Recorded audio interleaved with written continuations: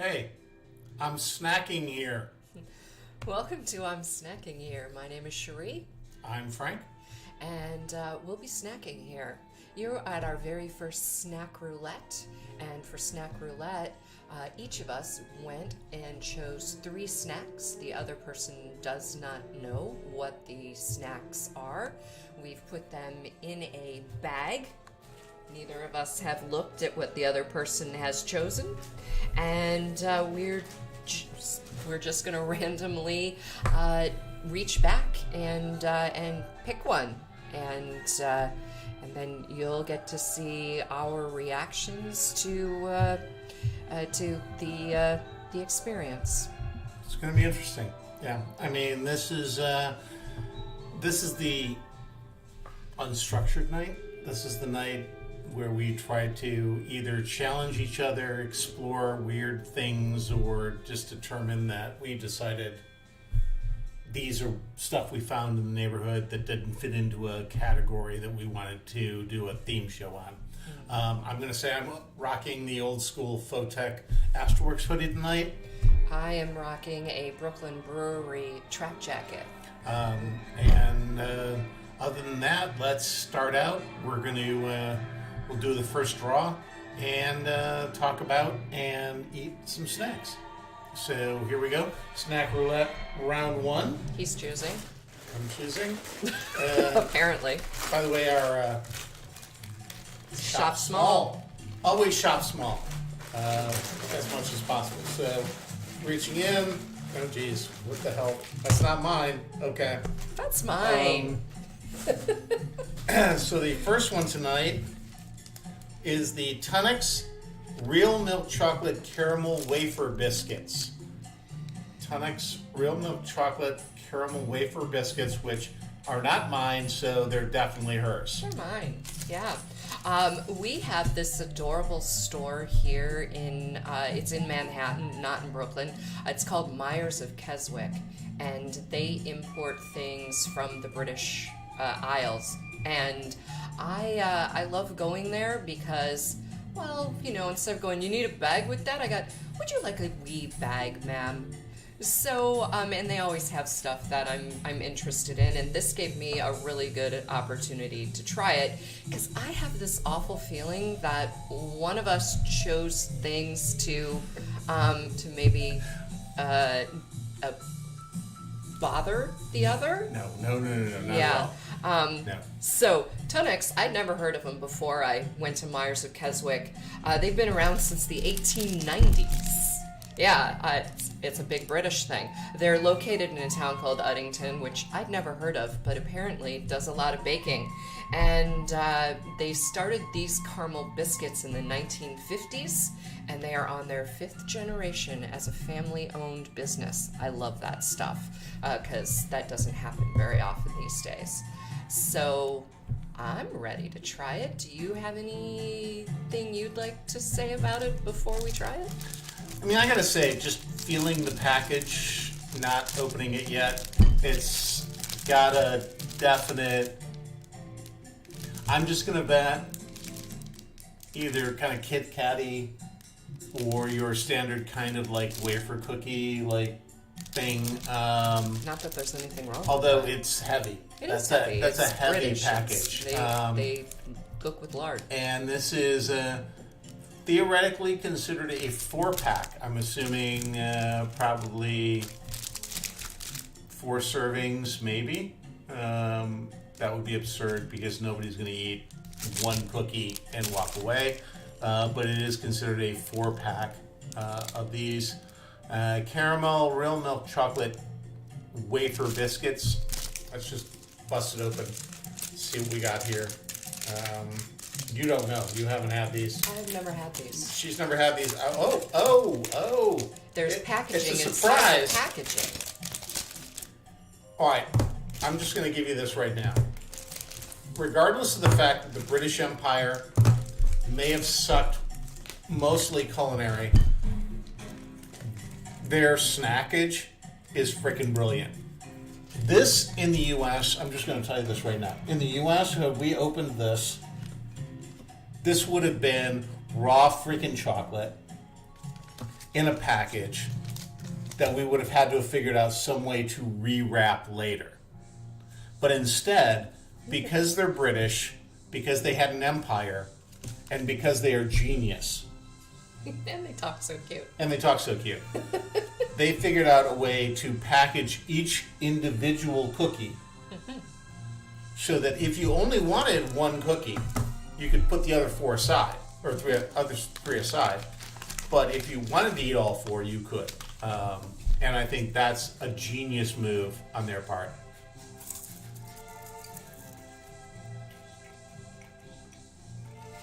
Okay, that is delicious. Yeah, that's I like it. that's pretty damn good. I'm not going to deny that. I like that whole a little bit of chocolate, then a little bit of wafer, and then you get the caramel. Yeah, and it's got a really nice Yeah. caramel edge to it.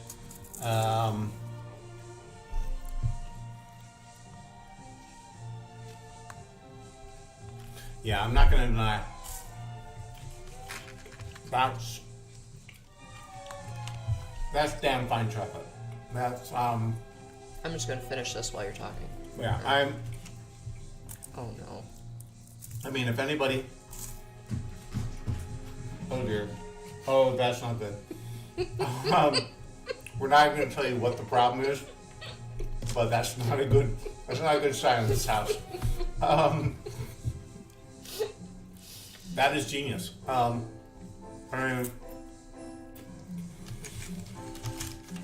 mean, there are a lot of wafer cookies in the state. Kit Kat. That's a good job. You can watch me spit cookie.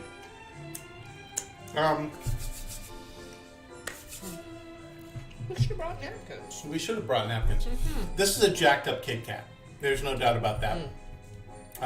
If you want to leave and get napkins, you can. As you get the out on the table there. Yeah, without a doubt, this is a jacked up Kit Kat. It's got the caramel. It's actually way better chocolate than any Kit Kat I've ever had. Kit Kat is British. Well, British and Asian and... Well, it started as Yeah, British. I'm going to have another one. Well, I'm gonna save mine for later. Well, good for you. I'm not.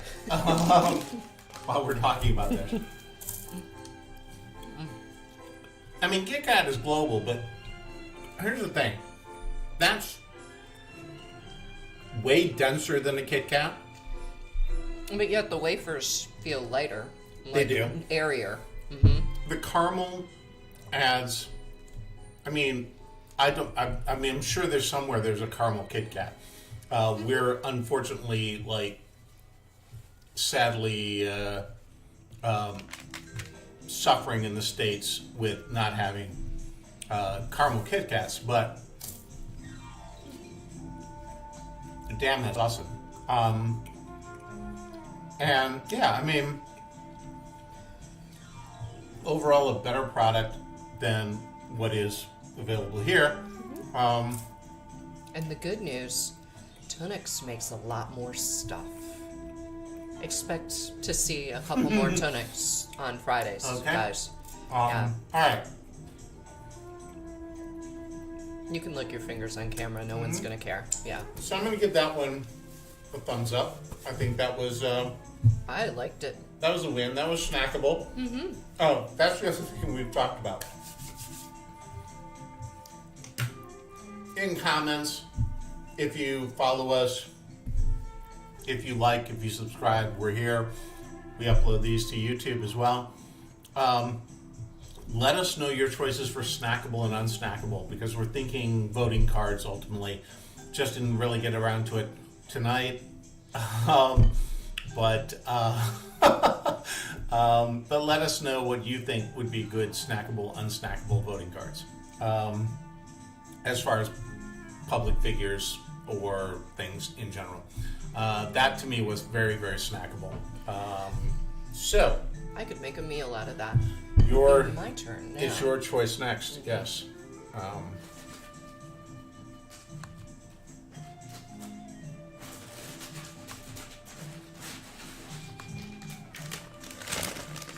this was not mine. Tostones lime. Oh, there we go. They appear to be a plantain treat. Yes, that would be mine. Yeah. And that would be from, move that over a little bit more into the center of the, there we go. Yep, that would be mine. What can you tell me about a tostone? What I can tell you about a tostones is tostones generally in a restaurant are twice fried plantains in that they're cut into pieces, fried, and then they're mashed and refried for a second time. They're less sweet. Basically what they are is they're a less sweet banana chip. Plantain is a relative of the banana, but it's a less sweet version of the banana. They take well to spices and to citrus. Fried, patted in oil, and then once the oil has been removed, they are smashed and then fried again. I first had tostones as far as a restaurant item in Miami when I used to go to Winter Music Conference. When we moved to this neighborhood, which is the Bushwick neighborhood of Brooklyn, discovered that these showed up in a variety of packages and in a variety of manufacturers in the local snack shops, bodegas, etc. And basically, the way that they kind of differ from a plantain chip is that a plantain chip is just kind of cut, fried, and is a little bit more sweet. These tend to be double fried, smashed, and also tend to be in flavors like garlic, hot and spicy, or salted. So they're a little bit more savory than your standard banana chip or plantain chip. And with that being said, we're going to go for tasting some of the tostones lime flavor. These are the ones that were available in my local snack shop, specifically the Hannah Snack Shop over on Wilson. If you want scissors. The little stuff out. So we get the bigger chips. I have to say, I actually like tostones or plantain chips a lot more than banana chips or the regular plantain chips, just because they're a little crispier, a little saltier. Just make an overall, I think, like better chip experience in general. They're kind of for lack of a better term, they're kind of the slightly healthier version of a potato chip. I'm just gonna say, I never had these before. I like them. This brand. Yeah, I mean,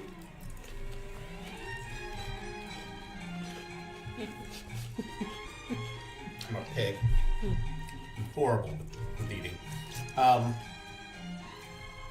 Yeah, what I like about these, in general, I mean, you also find these in our neighborhood. You'll also find these as the core ingredient in a chip package called mofongo, which is kind of a Cuban Latin version of party mix. And I just, in general, I just find these, I don't know, I mean, I think they're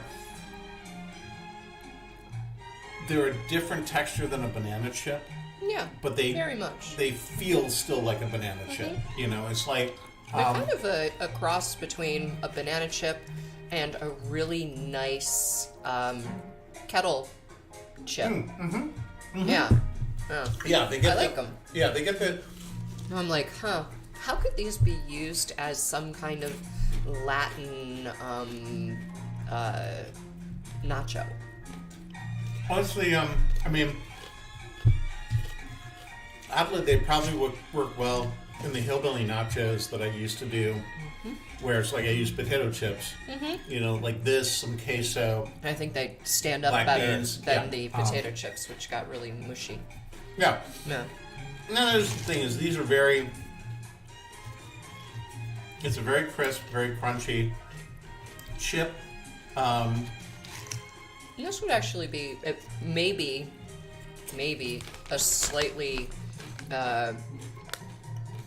No, they are. Slightly more healthy version. Well, it does have 20% saturated fat, but Well, but I mean, but it's a deep fried chip. I mean, a slightly healthier.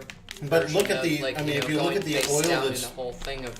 If you look, they're using a palm oil as opposed to your kind of like standard saturated corn oil or vegetable oil type thing. So Well, they do have 17% monosaturated fat, but no cholesterol though. Yay. That's really important when you're old. I mean, I chose these. Very light on sodium too, considering how salty they are. This It's the lime. I think it's the lime. It's Uh-huh. I mean, they use this. I mean, honestly, whenever you're going to get a chip like this, you're going to get a chip that is using citric acid rather than real lime. Right. So the lime aspect with the citric acid is giving you kind of that extra saltiness. I mean, I certainly think that in the grand scheme of things, if you were like grabbing a bag of chips versus a bag of Tostonis, if you can get a bag of Tostonis, you're probably doing yourself. I mean, this is still what, 2, 3. This bag is probably considered 2. 4. Yeah, 4. You know, 4 servings. I mean, let's talk about this too with snack roulette. A lot of snack roulette is going to be about. I mean, that was considered 4 servings. This is considered 4 servings. Most of these things are considered way larger servings than the reality is. Yeah. I mean, nobody is stopping. But honestly, if I ate this whole thing and I worked out, I mean, it's like it's 140 per cal. Yeah, 140 per serving. So. And it's still probably better than eating a similar bag of, say, Doritos or Ruffles or whatever. You're probably getting a better level of fiber or protein or something. But it's still, But it's about snacking. It's not about being healthy here. Yeah. So. Zero nutritional value. I would try some of the other ones of this next time we were looking. Oh, look, and it's gluten-free. Yay, gluten-free. And speaking of gluten-free, as a teaser, what's next week? Healthy Tuesday? snacks. Healthy snacks. Next week on Tuesday, we're doing. What is this? It's good for you. There you go. Well, we're going to try to actually eat some stuff that is supposed to be healthy snacks. And some of it, not all of it, but some of it is gluten-free. Yeah. I mean, I don't see why it wouldn't be gluten-free. It's basically plantain deep fried in palm oil, so of course it's going to be gluten-free. Well, it's not. It's packed in a facility with peanuts, nuts, soy whey, and wheat, so I'm not sure exactly how they're saying it's gluten-free. Well, it's gluten-free. I mean, none of those have anything. That has to do with nut allergy, not about... No, wheat. Oh, wheat, yeah. Wheat. Okay, so yeah. So it could theoretically be. So they might be... they might be stretching, but... Gluten-ish free. Gluten-ish free. Okay. Here I go. Number 3. Number 3.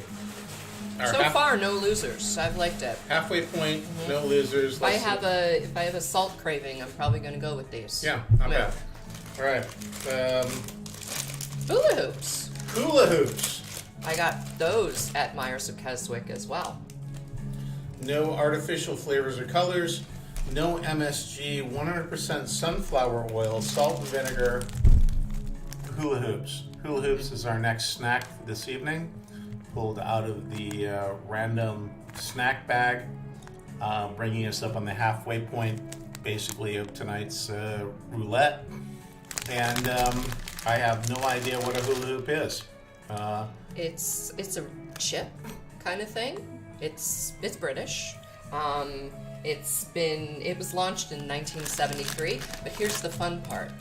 You have to open these. They're round, and apparently you are supposed to wear them on your fingers and eat them. Oh, come on. off This of is a your British fingers. rip-off of Bugles.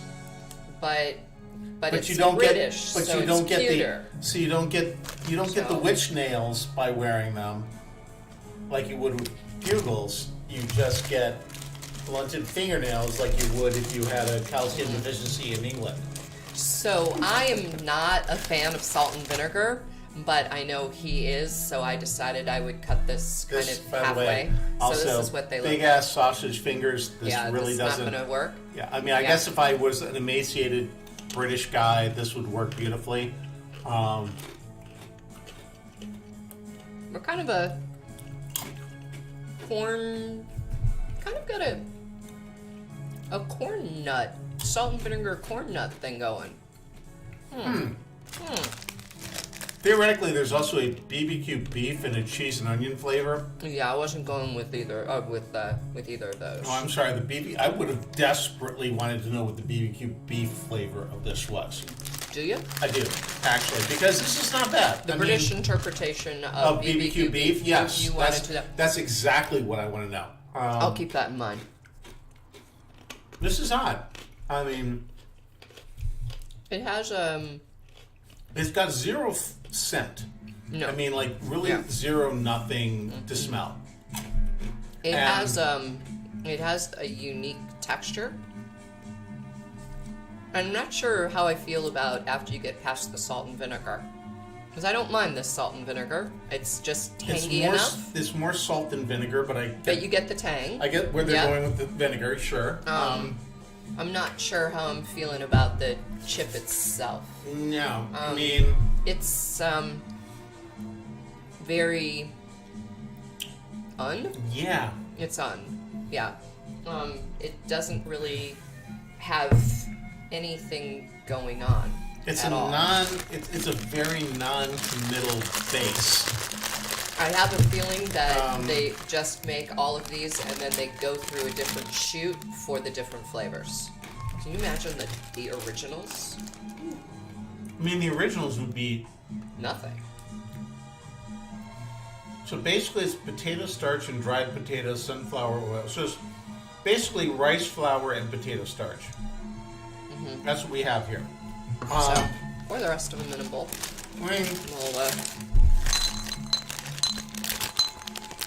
I mean, that's what you got. So this is pretty much it right there. That's I mean, I'm not hating them. but I'm not like, ooh, I want more. I'm marginally confused by them. Only in that. Ooh. See, there's a witch nail. There's a witch nail. There you go. For all of you bugle lovers. Oop. And then I'm definitely getting the salt and vinegar. But then it's like, why else? It's a why else, what else? And yeah, I can only imagine that like the original flavor would be some kind of like Potato thing. meh. Yeah. I mean, like, it's weird because, I mean, here's the thing. It takes a lot for me to hate something. Refer back to last week's, or earlier, refer back to the last thing about nickel nips, and you can understand. I mean, if I were handed a bowl of these in a bar, I'd probably eat the entire bowl. If I was drinking, I would be all over these. If somebody said you have to choose one of three snacks, I mean, depending on what the other two snacks were, this would likely be snack number 3. Probably. If I knew, I mean, of the 3 we've had so far, of the wafer biscuits, the totones, and this, we're at the halfway point of tonight. I would definitely give the tostones. No, I'd go. No, actually, well, no. Yeah, you're right. It's chocolate and caramel. This was pure decadence. Yeah, yes, the there we go. The caramel wafer is number 1. This tostones are number 2. And so far... But I always go for a sweeter snack than a saltier snack. Yeah. It's a thing. And honestly, it's not fair to put it's not fair to put chocolate and caramel against any other snack. No, not really. No. So at the halfway point... Chocolate and caramel are almost perfect. Chocolate and caramel are winning. And then the... Mashed up plantains, number 2. Fried plantains. And then whatever this kind of weird British... Potato hoops thing, potato-ish. snack. That's number 3 in our choices so far tonight. We're at the halfway point, and that's where we're at. Do a quick bit of business. If you're watching us, please follow us on Twitch. We're snacking here. Obviously, if you're watching us, hit that heart button. If you're not, if somehow you're watching us on YouTube, please subscribe and hit that notification bell so you know when we're uploading new videos. We're also on Instagram as Snacking Here. Yeah, I think that's the big stuff. and then there's the big And stuff. if you want to, make a suggestion on something you'd like to see us snack, snackingher@gmail.com. Drop us a line. Let us know. Love to hear from you. My turn.